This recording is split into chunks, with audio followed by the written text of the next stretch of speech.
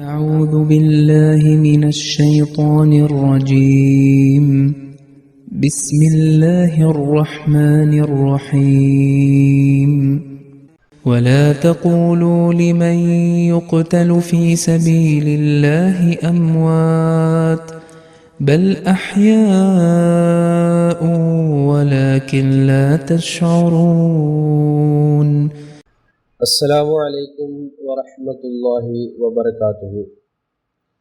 സൂറത്തുൽ ബഖറയിലെ 155-ാമത്തെ ആയത്താണ് നിങ്ങൾ ഇപ്പോൾ കേട്ടത്. ആ ആയത്തിൻ്റെ അർത്ഥം ഇപ്രകാരമാകുന്നു: അള്ളാഹുവിൻ്റെ മാർഗത്തിൽ കൊല്ലപ്പെടുന്നവരെ കുറിച്ച് അവർ മരിച്ചവരാണ് എന്ന് നിങ്ങൾ പറയരുത്. അവർ മരിച്ചവരല്ല, മറിച്ച് അവർ ജീവിക്കുന്നവരാണ്. പക്ഷെ നിങ്ങൾ അത് ഗ്രഹിക്കുന്നില്ല. ഈ ആയത്തിൻ്റെ വിശദീകരണത്തിൽ സയ്യിദ്നാ ഹസ്രത്ത് മുസ്ലിം മൗഊദ് റളിയല്ലാഹു തആല അൻഹു പറയുന്നു, ഈ വചനത്തിൽ അള്ളാഹുവിൻ്റെ മാർഗത്തിൽ രക്തസാക്ഷികളായവരെ ശുഹദാക്കളെ ജീവിച്ചിരിക്കുന്നവർ എന്ന് വിളിച്ചിരിക്കുന്നു. പുരാതന അറബികൾക്കിടയിൽ നിലനിന്നിരുന്ന ഒരു പ്രയോഗ ശൈലിയാണ് ഇതിന് ആധാരമായി ഇവിടെ വിവരിക്കുന്നത്. കൊല്ലപ്പെട്ട ഒരാൾക്ക് പകരം അയാളുടെ ഗോത്രം ശത്രുവിനോട് പ്രതികാരം ചെയ്യുകയാണെങ്കിൽ കൊല്ലപ്പെട്ട ആൾക്ക് വേണ്ടി അവർ അഹ്യാഉൻ ജീവിച്ചിരിക്കുന്നവർ എന്ന പദം ഉപയോഗിച്ചിരുന്നു. എന്നാൽ പ്രതികാരം ചെയ്യപ്പെടാത്ത മൃതദേഹങ്ങളെ അവർ അംവാത്തുൻ മരിച്ചവർ എന്ന് വിളിച്ചു പോന്നു.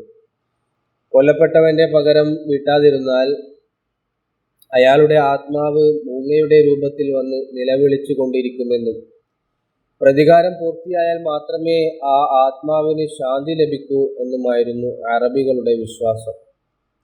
ഇതിൽ നിന്നാണ് പ്രതികാരം ചെയ്യപ്പെട്ടവൻ ജീവിക്കുന്നവനും അല്ലാത്തവൻ മരിച്ചവനുമാണെന്ന സങ്കല്പം അവർക്കിടയിൽ ഉണ്ടായത്. പ്രസിദ്ധ കവി ഹാരിസ് ബിൻ ഹിലിസ ഇതേ അർത്ഥത്തിൽ പാടിയിട്ടുണ്ട്: ഇൻ നബസ്തും മാ ബൈന മിൽഹതൻ ഫസാഖിബി ഫീഹിൽ അംവാത് വൽ അഹ്യാ.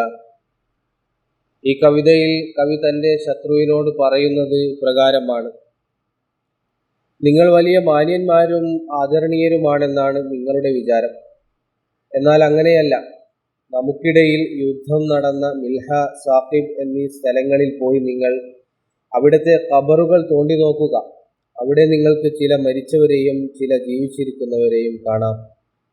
അതായത് നിങ്ങളുടെ ഗോത്രത്തിൽ കൊല്ലപ്പെട്ടവർക്ക് നിങ്ങൾ പകരം വീട്ടാത്തതിനാൽ അവർ മരിച്ചവരാണ്. എന്നാൽ ഞങ്ങളുടെ ആളുകൾ ജീവിച്ചിരിക്കുന്നവരാണ്. കാരണം അവർക്ക് പകരം ഞങ്ങൾ പ്രതികാരം നടത്തി കഴിഞ്ഞു. കൊല്ലപ്പെട്ടവന്റെ പകരം വീട്ടാതിരിക്കുന്നത് അങ്ങേയറ്റത്തെ മാനക്കേടായാണ് അവർ കണ്ടിരുന്നത്. ശത്രു ഗോത്രത്തിലെ നിരവധി ആളുകളെ കൊന്നൊടുക്കിയതിലൂടെ തങ്ങളുടെ പൂർവികർ മരിച്ചിട്ടില്ലെന്നും അവർ ജീവിച്ചിരിക്കുന്നുവെന്നുമാണ് കവി വാദിക്കുന്നത്. അറബി ഭാഷാ പ്രയോഗമനുസരിച്ച് പ്രതികാരം ചെയ്യപ്പെട്ടവൻ ജീവിക്കുന്നവനാണ്. ഈ അർത്ഥത്തിൽ നോക്കിയാൽ ഈ വചനത്തിന്റെ താല്പര്യം ഇതാണ്: രക്തസാക്ഷികളായ മുസ്ലിങ്ങളെ നിങ്ങൾ മരിച്ചവർ എന്ന് വിളിക്കരുത്.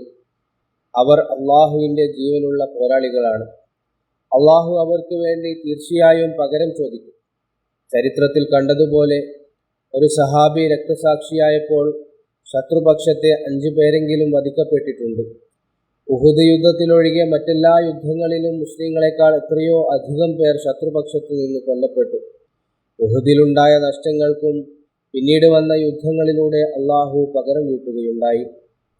ഭാഷാപ്രയോഗത്തിലെ രണ്ടാമത്തെ അർത്ഥം ഇതാണ്: ഒരാൾ മരിച്ചുവെങ്കിലും അയാളുടെ ദൗത്യം തുടരുന്നതിനായി പിൻഗാമികൾ ബാക്കിയുണ്ടെങ്കിൽ അയാളെക്കുറിച്ച് മാ മാത്ത, അവൻ മരിച്ചില്ല എന്ന് പറയാറുണ്ട്.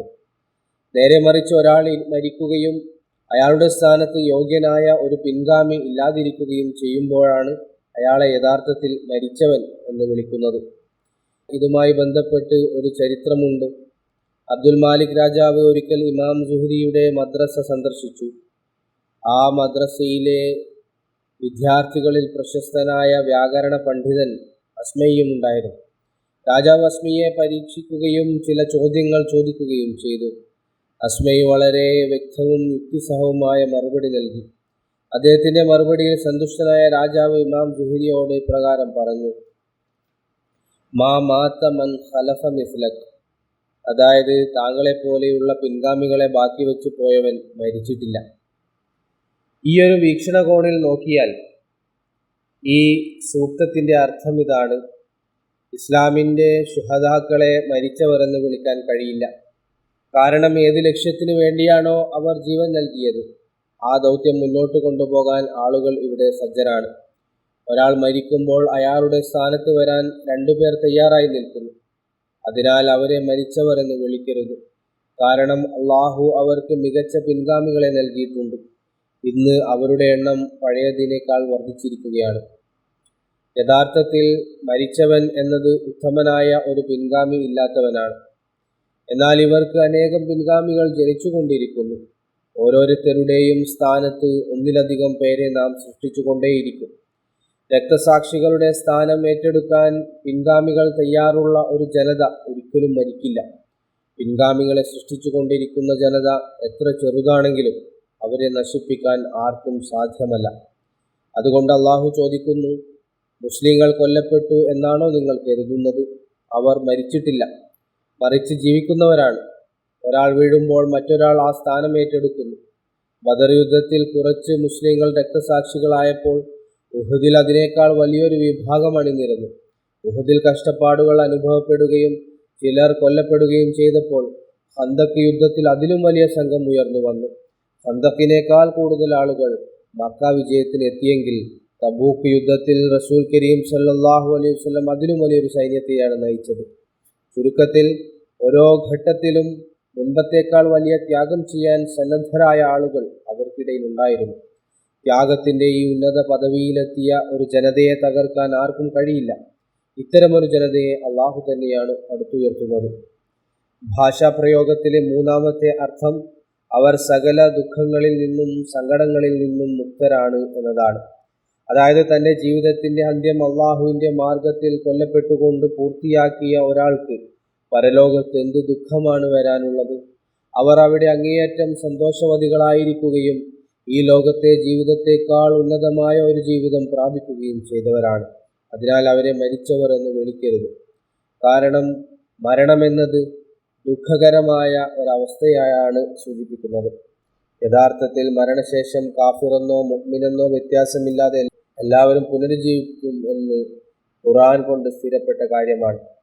അപ്പോൾ അവരെ മരിച്ചവർ എന്ന് വിളിക്കരുത് എന്ന് പറഞ്ഞതിൻ്റെ ഉദ്ദേശം ഇതാണ്: മരണം എന്ന് പറയുന്നതിൽ ഒരു വേദനയുടെയോ നഷ്ടത്തിൻ്റെയോ അർത്ഥമടങ്ങിയിട്ടുണ്ട്.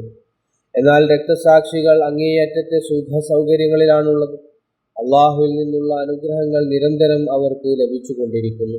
ഇത്രയേറെ അനുഗ്രഹങ്ങൾ ലഭിച്ചുകൊണ്ടിരിക്കുന്നവരെ മരിച്ചവരെന്ന് വിളിക്കുന്നത് എങ്ങനെ ശരിയാകും? ഈ ആയത്തിൻ്റെ തഫ്സീർ തുടരുന്നതാണ്. ബാക്കി ഭാഗം പിന്നീട് ഇൻഷാ അല്ലാഹ്. വആഖിറു ദഅ്വാനാ അൽഹംദുലില്ലാഹി റബ്ബിൽ ആലമീൻ. അസ്സലാമു അലൈക്കും വറഹ്മത്തുള്ളാഹി വബറകാതുഹു.